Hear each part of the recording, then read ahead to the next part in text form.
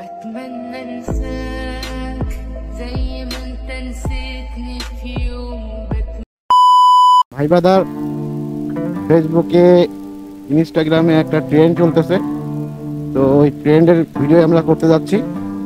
এখন সময় 1:40, তো ওর জন্য একটু ফাঁকা খোলামেলা জায়গা লাগবে। তো আমরা খোলামেলা জায়গায় যাচ্ছি, ওইটা আমাদের যশোর ডিস্ট্রিক্টের একটু পাশেই, ওইখানে যাচ্ছি। প্লেসটা অনেক সুন্দর। আসলে ফাঁকা জায়গায় শ্যুট না নিলে ভালো লাগবে না।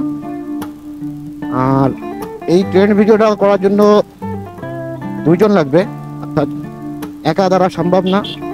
এই জন্য আমার পাশে সহযোগিতায়, আমার পিছনে প্রিয় হিসেবে বসে রয়েছে সহযোগিতায় ছোট ভাই আওয়াজ, তাকে নিয়ে যাচ্ছি। এখন আসি হচ্ছে আমরা 49 বিজিবি, ওর সামনে এই যে পুরোটাই হচ্ছে বিজিবি থাকে। তো এখান থেকে একটু সেফলি যাইতে হবে। সামনে বিজিবির বাইক, এখানে দুটো ভিড় আছে, ভিড় আছে, ভিড় আছে, ভিড় আছে, ওরা ভিড়। এই যে এখান থেকে আবার বিজিবির যে এরিয়া ওটা শেষ হলো। সাউন্ড চেক ভাই ব্রাদার। চলে আসলাম হামিদপুর। তো আমরা এখন ডানে যাব।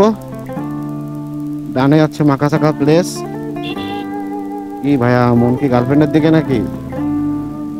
তারপরে ওটা চলে আসলাম। এই দেখেন ধান, এই যে হচ্ছে আপনার সব কিছু আছে। ও ধান, ও সেরা ম্যান, ও করা ভয় পাচ্ছ? মাত ভয় পাচ্ছে। তো ট্রেন্ডিং এর ভিডিওটা এখানেই করা যাক। এখানে একটু গাছপালা আছে, একটু গ্রামের পরিবেশে যে ধান উঠাচ্ছে, আসলে খুবই মনোমুগ্ধকর বিষয় এবং সৌন্দর্য প্রকৃতির সাথে। তাল গাছ, ধান ক্ষেত, পুরোপুরি ভাই ব্রাদার একদম মনোরম পরিবেশে চলে আসছি আমরা। তো ওইটা করার চেষ্টা আছি। এটা হচ্ছে কচুয়া, কচুয়ার ভিতরে আছি ভাই ব্রাদার আমরা এখন।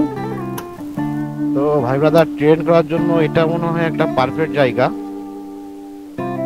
তো আপনাদের সাথে একটু প্রকৃতিকের যে ব্যাপারটা সাক্ষাৎ করাই দিই, অর্থাৎ মিট করাই দিই। এটা হচ্ছে কচুয়ার ভিতরে একটা মনোরম পরিবেশ, টোটালি আর কি গ্রাম বলতে পারেন। চারিদিকে ধান ক্ষেত আর ধান ক্ষেত দেখা যাচ্ছে। তো একটু দেখি ক্যামেরার এখানে গ্রাফিক্সটা কেমন আসে।